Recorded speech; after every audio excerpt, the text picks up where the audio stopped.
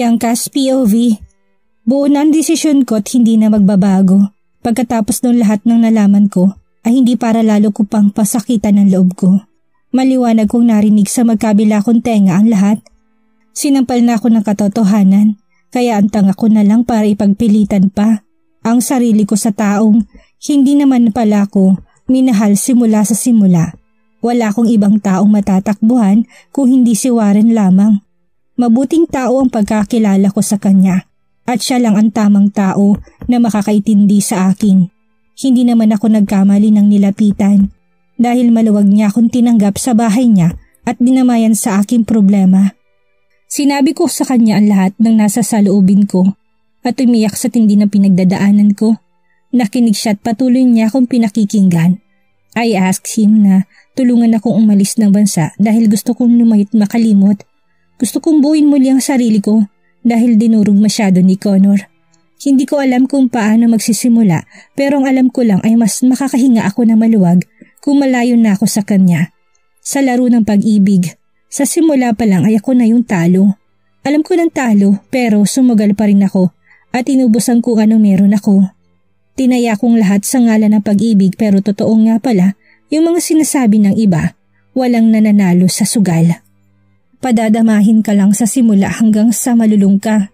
In my case, ubos na ako. Nasa punto ba talaga ako ng pinakamalungkot na oras ng buhay ko? Na kulang na lang ay hingin kong mamatay na lang ako? But then, Warren counsel me at pinagaan niya ang loob ko. Sinabi niyang marami pang magandang bagay na darating sa buhay ko at parte na ng buhay ay magkamali. Nagkamali ako at marami pa akong oras para itama ang lahat. Samantala, it was my second day here in Warren's unit. I woke up na wala na si Warren. Nag-iwan siya ng food at notes saying na lalakarin niya ng tungkol sa pag-alis ko ng bansa. Nakaramdam ako ng hiya dahil parang naabala ko pa si Warren. Alam ko kung gaano kabisi na tao si Warren at para unahin niya, ang pakiusap ko'y sobra-sobrang hiya ng nararamdaman ko. Kumain ka para magkaroon ka ng lakas. Ingatan mo palagi ang sarili mo dahil marami pang magmamahal sa'yo. Always look forward and never look back. There's always time for healing. Note ni Warren na iniwan. Matapos kong basahin ay huminga muna ako ng malalim at pilit na sinimulan ng araw ko ng maayos. Pinilit ko maging okay kahit nasariwa pang mga sugat dito sa puso ko. Tama si Warren, may tamang oras para maghilom at hindi ako maghihilom kung hindi ko tutulungan ang sarili kong gumaling. Kaya pinilit kong ibalik ang normal na ako. Inumpisahan ko ng kainin ang pagkain inihanda niya para sa akin. That bread, bacon, and omelette. I used to eat this before kaya lang ay parang hindi ko nagustuhan ng lasa nito ngayon. Kaya kagad kong nailuwa ang unang subo ko. Bakit kaya? Bakit kaya hindi ko magustuhan? Sa isip-isip ko habang nakatingin sa niluwa kong pagkain. Ilang sandali lang ay kagad na ako napatakbo sa banyo dahil biglang sumama ang tiyan ko. Gumawa ng ingay ang pagsusuka ko. Sukang-suka ako pero wala naman akong mailabas. Duwal lang ako ng duwal hanggang sa pagpawisan na ako. Ang ginawa ko ay naghilamos na lang ako at lumabas na din ng banyo. Alam ko sa sarili ko na hindi magandang pakaramdam ko ngayon. Kaya minabuti ko na lang na magtimpla ng gatas para kahit papano'y magkalaman naman ang tiyan ko. But ganun pa din. Parang lalo lang na-trigger ang tiyan ko. Duwal pa rin ako ng duwal hanggang sa makaramdam na ako ng panghihina. Sobrang sama na pakaramdam ko. Hindi ko na tinawagan si Warren dahil alam kong abala siyang gawin ang pakiusap ko sa kanya. Tinulog ko na lang ang hirap na nararamdaman hanggang sa ito na rin ang gumising sa akin. Muli nagduduwal na naman ako sa lababo. Ako inabutan. Buntis ka ba? Tanong ng pamilyar na boses na siya ring may-ari ng bahay. Warren, talagang nahirapan ako sa tanong ni Warren. Alam kong hindi normal ang nangyayari sa akin ngayon pero hindi ko naman alam kung saan ang galing ang tanong niya kung buntis ba ako. Buntis? Hindi. Sagot ko sabay napaisip kung kailan ako huling-huling dinatnan. Hindi ko alam. Sa dami na nangyari hindi ko na pala namalay na hindi pa ako dinadatnan ng buwan ng dalaw. Oh shit, napamura si Warren sa naging sagot ko. He looks disappointed at the same time mukha siyang galit. Tangina, wag naman sana. Bianca, hindi pwedeng mabuo ang bunga ng mga pagpapanggap nyo. Kawawa yung magiging anak nyo. Napaka-irresponsable ni Connor. Pero paano nga kung buntis ako? Napahawak ako sa tiyan ko at muling napaluha. Paano nga kung buntis ako? Anong gagawin ko?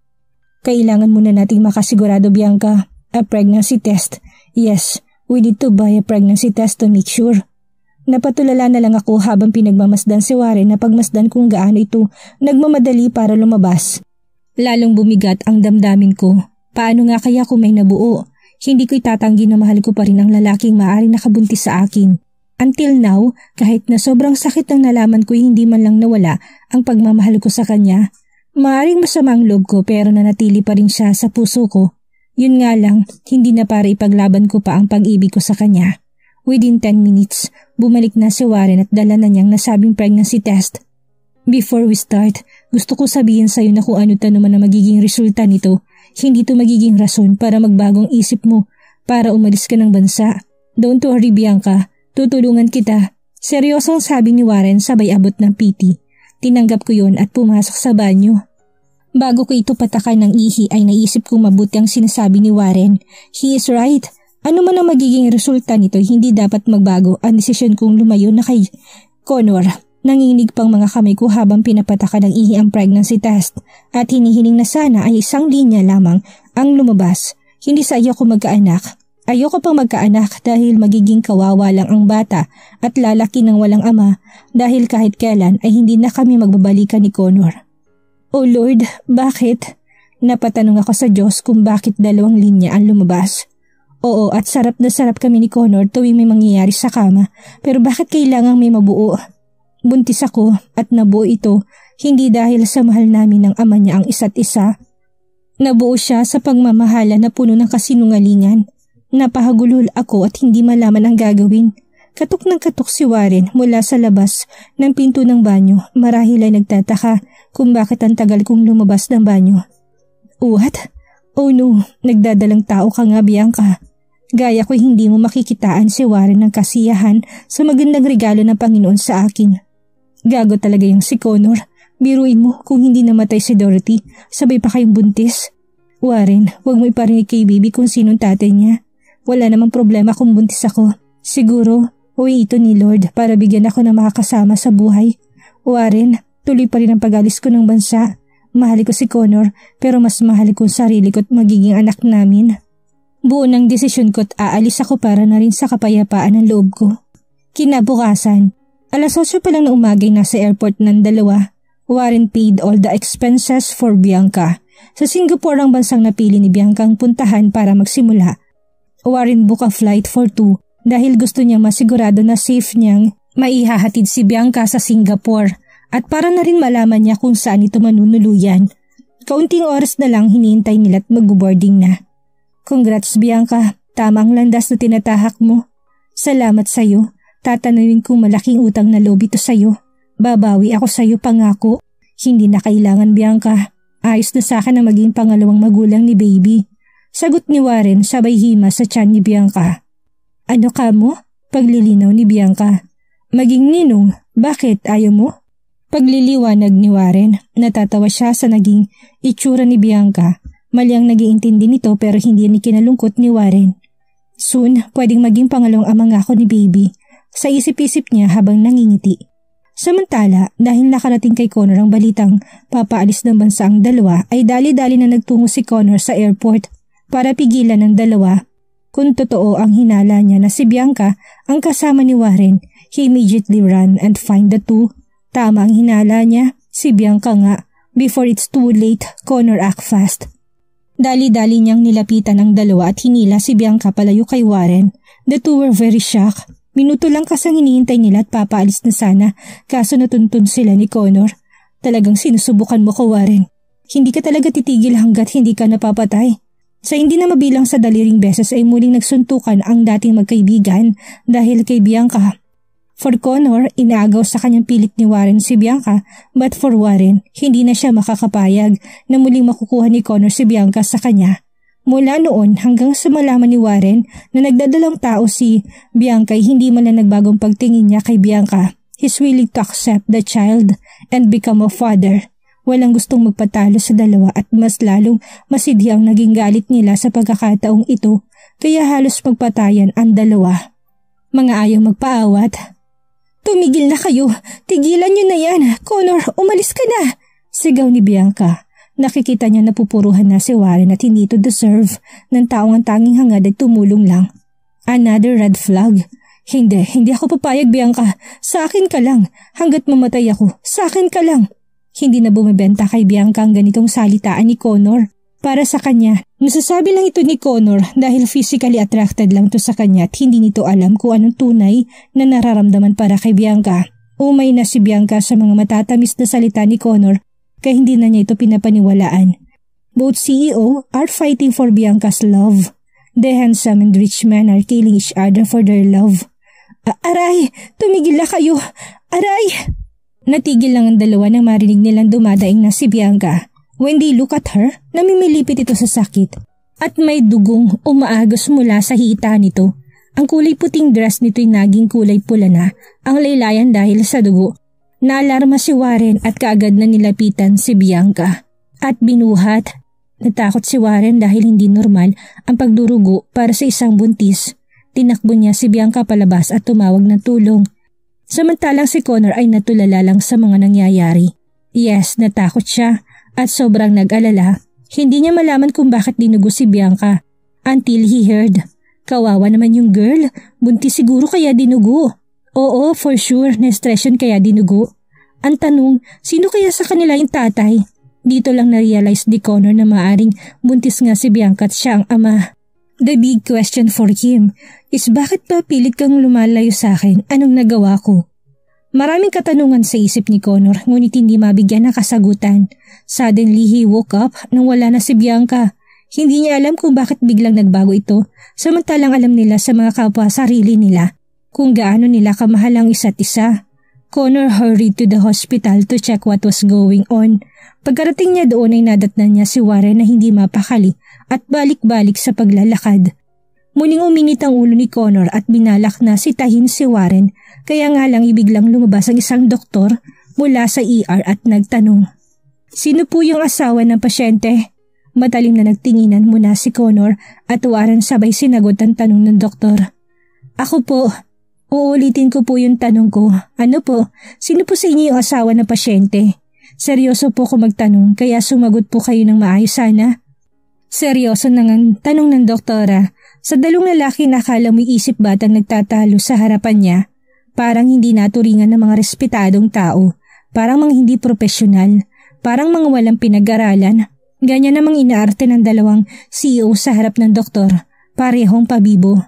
Ako po doktora, kasal po kami in my private island. Pagyayabang ni Connor kay Warren, hindi naman nagpatalo si Warren at hindi siya magpapatalo, knowing and hearing na kiniklaim ni Connor na asawa niya si Bianca.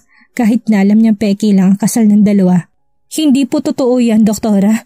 Paano niyo matatawag na mag-asawa sila? Peke lang naman ang kasal nila. Ako na lang pong kausapin niyo. Tutal ako naman pong handang tumayo sa batang dinadala ni Bianca dahil irresponsable po yung nakabuntis sa kanya. Pagyayabang din Warren. Hindi na niya hayaan na muli magkaroon ng kapangyarihan si Connor over Bianca. Nagtaka tuloy si Connor at nabigla. Walang nakakaalam na peke ang kasal nila ni Bianca kaya naman uminit mo yung ulo niya nang marinig na binanggit to ni Warren. Hinaklit niya ang damit nito at persahang pinaharap sa kanya. Take note, kaharap nilang doktor. Anong pinagsasabi mo dyan? Chismoso ka rin pala, Warren. Saan mo naman nalaman ang balita na yan? Me and Bianca are married. Pwede kita kasuhan sa mga sinasabi mo na yan. Piko na kinuwelyuhan ni Connor si Warren. Muli namang sumiklab ang apoy sa dalawa. Di kasuhan mo. Nonsense. Alam na ni Bianca ang lahat? Ang lahat-lahat? Alam na niya alam mo tungkol sa kasunduan sa simula pa lang. Alam na niyang ginamit mo lang siya at pinagparausan.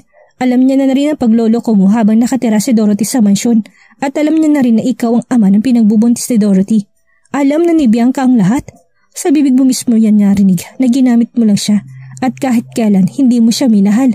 Galit na galit sa'yo si Bianca at hindi kanya kayang patawarin kahit na nagbunga pang naging relasyon niyo. Kung ako sa'yo, umuwi ka na lang dahil nagsasayang ka lang ng oras dito. Leave us alone. Sa sobrang galit ay nadulas tuloy si Warren. Nasabi niya mga bagay na plano niyang huwag sabihin kay Warren. Ang plano kasi ni Warren ay hayaang mabaliw si Connor sa kakaisip kung bakit siya iniwan ni Bianca. That is not true. Mahal ko si Bianca at nakahanda ko siyang pakasalan kahit nasa ang simbahan. Ikaw ang umalis. Leave us alone. Kaya kong ayusin ang relasyon namin na pilit niyong pinapagulo. Sana noon mo pa ginawa yan, Connor. You're too late. Hindi ka na natuto. Parehas lang trato mo sa kanila ni Dorothy dahil irresponsable ka at hindi mo alam mga salitang pagmamahal. Kukunin ko sa'yo si Bianca at hindi ko siya lolokohin gaya ng ginawa mo. You are crazy, Warren. Sa tingin mo, papayag ako? Like what you always say, kahit nagkamatay na tayo. Sa pagtatalo ng dalawa ay hindi nila namalayan na nilayasan na pala sila ng doktor ni Bianca. Gumawa sila ng eksena sa ospital kaya napilitan ng guard na damputin sila pareho palabas. Nang mapalabas ay doon na lang natauhan ng dalawa at nagtigil. Gigil na gigil pa rin sila sa bawat isa pero mas pinili ni Connor na huminahon. Sa pagkakataong ito ay hinayaan niyang isipin ni Warren na siyang nanalo. Nilisan niyang ospital dahil may tao siyang kailangang harapin. Ang taong pinagkatiwalaan niyang labasan ng sama ng loob pero nagawa siya nitong traidorin. Wilbert, lumabas ka dyan. Wilbert, we need to talk. Pasigaw na sabi ni Connor sa labas ng tinutuluyan ni Wilbert. Si Wilbert ay malapit ding kaibigan ni Connor at kapartner sa ilan niyang negosyo. Para na sila magkapatid dahil sa tagal ng kanilang pinagsamahan. Si Wilbert ang taong kausap niya noong gabing nalasing siya at nasabi niyang lahat-lahat. O Connor, bakit ang init tata ng ulo mo? Hindi pa natatapos ni Wilbert ang sasabihin na bigla na siyang tamaan kay Connor. How dare you? Ilang beses kitang tinanong kung nandun si Bianca noong gabing umiinom tayo. You kept on saying no. You lied to me. I know, alam ko nang alam mong naririnig ako ni Bianca pero hindi mo ko inawat magkwento. Wilbert, yung mga pangit na nasabi ko lang ang narinig niya. Hindi niya narinig yung sinabi kong mahali ko na siya. Sana hindi ka nagsinungaling. Sana mabilis kong naayos ang lahat. Now she wants to leave me. Lasing na lasing ka kasi nung gabing na yun. Inawat kita pero ayaw mong paawat. Paulit-ulit mong sinasabi na si Dorothy mahal mo. Now ako pa yung sinisisi mo? So what kung narinig ni Bianca? Hindi totoo yan. Mas mahal ko si Bianca. No, you were only saying that because patay na si Dorothy. If buhay pa siya, malamang pinasasalamatan mo pa ako ngayon dahil naghiwalay kay ni Bianca dahil sa akin. How dare you to say that? Magkaibigan tayo, Wilbert. Kahit sang banda ko tingnan, sinira mo ko sa kanya. Umamin ka nga. Tulad ka rin ba ni Warren na may gusto sa asawa ko? I don't know what are you saying. Sa bibig mo na rin ang galing na kaibigan mo ko. Kaya bakit kita sisirain? Sinabi mo kasi na hindi mo siya mahal. Kaya hinayaan ko marinig niya. What's wrong with that? Duwag kang sabihin sa kanya kaya gumawa ko ng way para malaman niya. Now be brave enough to face the consequences. You have to lose them both. Mali ka sa part na nagkaganyan ka ngayon dahil siya na lang yung nariyan para sa'yo. That's unfair, Connor. Ang dapat kasi hindi ka nalang makialam. Wala kang alam sa nararamdaman ko. Siguro nga, mali ako dahil pinagkatiwalaan kita nasabihan ng mga sekreto ko. Hindi ko makakalimutan kung paano mo ko sinuklian sa mga bagay na tinulong ko sa'yo. Sige, hindi kita sasaktan kahit gustong gusto ko. Isa lang ang masasabi ko sa'yo. Wala kang utang na loob, Wilbert. Makikialam ako dahil kailangan ko makialam. You don't deserve her. Kukunin ko sa sayo, sa isip-isip ni Wilbert. Oras lang ang binilang bago makabalik si Connor sa ospital. Nag-disguise siya para lang makapasok pero wala na pala siyang babalikan. Wala na si Bianca sa kamang hinihigaan niya. Kakaalis lang po, sir. May sumundo po sa kanya kani-kanina lang. Sino? Tanong kaagad niya. Hindi niya maintindihan ang sinabi ng nurse na umalis na raw si Bianca samantalang para sa kanya hindi ito dapat napaalisin dahil matinding pagdurugo nito at delikado yon para sa isang buntis. Kamag-anak daw po ng pasyente, ililipat daw po nila ng ospital ang pasyente. Nag-blurred ang paningin ni Connor. Shit, ano pangalan? Wala na kamag-anak dito si Bianca kaya imposibleng kaanak niya yung sumundo. Anong klaseng ospital to? Bakit wala kayong discharge paper? Sir, hindi naman po kasi na-admit ang pasyente. Kahit na. Ngayon, paano ko hahanapin ang asawa ko? Paano kung masamang taong kumuha sa kanya? Kapag may nangyari sa mag-ina ko, humanda kayong lahat sa akin. Wilbert's POV. Napilitan akong lumuwas na Maynila dahil sa isang taong matagal ko nang hinahanap. 21 years na siyang nawawala at ngayon lang nagkaroon ng lead kung nasan siya. Agad kong pinuntahan ng lugar na sinasabing kinalakihan niya at nahabag ako't naawa sa itsura ng lugar. Squatter at masukal na lugar ako dinala ng address na sinasabing tinitirahan ng taong hinahanap ko. I can't believe na lumaki si Farah sa ganitong klaseng lugar. Nadurog ang puso ko sa nakita kong bahay na sinasabing tinitirahan nito. Si Farah ang bunso kong kapatid na babae. Kinailangan siyang ilayo sa pamilya namin dahil anak siya ni Daddy sa ibang babae. Si Farah ang naging dahilan ng hiwalayan ni Mommy at Daddy noon, kaya kinailangan siyang itago ni Daddy sa lahat. Inihabilin siya sa katulong namin at inutusang tumayong ina. Bata pa ako noon at hindi ko naintindihan ang nangyayari, pero alam ko kapatid ko yun at hindi siya welcome sa family namin. When Dad died, nag-iwan siya ng last will na makukuha ko lang mamanahin ko kung mahanap ko si Farah. Kung ako lang ang tatanungin, bala ko talagang hanapin si Farah kahit hindi sabihin ni Daddy. Dati ko pa siyang sinusubukang hanapin dahil sabik ako sa kapatid kaya lang nabuko ako ni Mommy at tinakot. Ngayon patay na rin si Mommy ay ngayon ako nagkalakas ng loob muli na hanapin ang nawawala kong kapatid. Nahirapan akong hanapin siya dahil tanging ang nunal lang niya sa may balikat ang palatandaan ko. 3 magkakasunod na nunal at pangalan ng katulong na nagtago sa kanya dito. Tao po, yung nakatira po, nasan po? Tanong ko sa matandang lalaki nakatambay sa labas ng maliit na tindahan at sa mismong harapan ng bahay na tinitirhan daw nang nagtangay kay Farah. Matagal nang walang nakatira dyan, iho. Patay na si Sally. Yung anak naman niya matagal nang hindi umuwi dahil umasenso na. Saad na matandang napagtanungan ko. Nakakalungkot dahil patay na pala si Manang Sally. Lumuwag naman ang dibdib ko sa akin narinig at the same time ay nakunot ng noo. Umasenso ho? Paano niyo po nasabi? Bali nakapangasawa ng mayaman. Sinuwerte si Bianca dahil mabait siya at busilak ang puso. Minsan umuwi siya dito. Binibigyan kami ng pera at pagkain. Hindi niya kami nakakalimutan. My heart beat fast when I hear the name Bianca. Bianca po? Bianca pong pangalan ng anak ni Manang Sally? Kilala niyo po ba kung sino po yung lalaking napangasawa niya? Ewan ko kung bakit isang tao lang ang naisip ko noon. Narinig ko sinambit niya pangalang Bianca. Si Bianca ang mistress ni Connor. Ay, oo, Connor Marcelo ang pangalan ng napangasawa niya. Sa akin narinig, hindi ko alam kung anong dapat na maramdaman ko. Nanlambot ako bigla nang marinig kong pangalang Connor. Kung totoo man na si Bianca at Farah ay iisa, nasa maling tao ang kapatid ko. Hindi dapat ako mag-react kaagad. Kailangan ko makasigurado. Kailangan ko makita ang balikat ni Bianca para makasigurado. Buhat noon ay para na akong stalker na sunod kay Bianca. I followed her kaya akala niya aksidenteng nag-cruise ang landas namin. Pero hindi niya alam na may isa akong pakay. Mapagbiro talaga ang tadhana. Siya nga si Farah. At that night, doon ko napatunayan na siyang nawawala kong kapatid. Nakita ko kaagad ang 3 tuldok na palatandaan. Kaya palang gaan ang loob ko sa kanya. Nung una akala ko attracted din ako sa kanya. Yun pala ay lukso ng dugo pala yung nararamdaman ko sa kanya. Nung gabi ring yun, hindi ako naniwala sa sinabi ng ibang swerte siya. That night, iyak siya na iyak dahil natuklasan niyang niloloko siya ni Connor. Ako pa palang dinadahilan ni Connor para makaalis tuwing gabi at makipagkita kay Dorothy. I feel sorry for Bianca. There were times na nakikita ko si Connor kung paano tignan si Dorothy bilang lalaki. Ay alam kong tingin na yun at tingin ng pagsinta.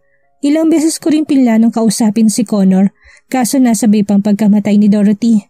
Sakto naman nakipagkita siya sa akin at niyaya ko mag-inom at noong nalasing ay doon ko na siya naging madaldal at umamin. Hindi ako lasing. Totoo yun, hindi totoo ang kasal namin ni Bianca. Pinakasalan ko siya para saktan si Dorothy, para gumanti sa panloloko niya sa akin. Si Bianca, simula pa lang ay alam ko nang bayad siya ni Dorothy, na may kasunduan sila. Buong akala nila'y paniwalang-paniwala ako sa mga katarantaduhan pinaplano nila sa akin. Ang hindi nila alam ay mas matalino ako sa kanila. Alam kong tungkol sa 10 milyon kapalit ng pang-aakit ni Bianca sa akin. That girl, nagpagamit siya sa pera. Halos ibigay niyang lahat sa akin para lang sa pera. Ang akala niya ay naisahan niya ako. Ang hindi niya alam ay sila ang naisahan ko. Sinakyan kong trip nila at kunwari kumagat sa pain. Ginawa nila akong tanga para isipin kaagad nila akong napasakay. Of course, sino bang tatanggi sa isang Bianca? Maganda, sexy at inosente. In-enjoy ko lang ang bawat sandaling ginagamit ko siya. Lalaki ako eh. Aaminin ko, masarap talaga siya. Nakakabaliw ang isang tulad niya, pero hindi totoong minahal ko siya. Ginamit ko lang siya habang nangangailangan ako. Until I found out na babalik si Dorothy. Akala ko rin noong una totoong may sakit siya, kaya nag-alala ko't pinuntahan siya sa ibang bansa. Umiyak ako ng todo at doon ko rin nalamang nagpapanggap lang si Dorothy. Way niya yon para kaawaan ko siya para bumalik ako sa kanya. Okay na sana kaso lang nalaman ko na gusto niyang bumalik dahil hindi nag-click ang relasyon nila ng lalaki niya. Kaya naisip ko nang gantihan siya at pasakitan ng loob niya. Kaya kahit pangit tingnan, hinayaan ko siyang tumira sa mansyon kasama si Bianca. Doon ko pinalasap sa kanyang sakit na ginawa niya sa akin. Pinagselos ko siya sa pamamagitan ni Bianca. Noong mga oras na yun, hindi ko na talaga kinakaya aking mga naririnig. Gustong-gusto ko na saktan si Connor. Dahil hindi ko lubos maisip kung paano niya nagagawa kay Bianca yun, samantalang biktima lang kapatid ko at napilitang magpaalipin sa pera. Ang masakit pa sa akin ay narinig ng kapatid ko ang lahat. Umiiyak siya habang si Connor ay kinikwento ang kawalang hiyaan niya sa kapatid ko. Durog na durog ang puso ko at sinabi ko sa sarili ko na kukunin ko sa kanyang kapatid ko. Handa na akong kalimutan ang lahat ng pinagsamahan natin, Connor. Anong mangyayari ngayon si Bianca nawawalang kapatid ni Wilbert? Siya kaya ang kamag-anak na kumuha kay Bianca? Ano ang gagawin ni Connor ngayong alam na ni Bianca ang panggagamit na ginawa nito sa dalaga? Yan ang ating aalamin sa susunod nating kabanata.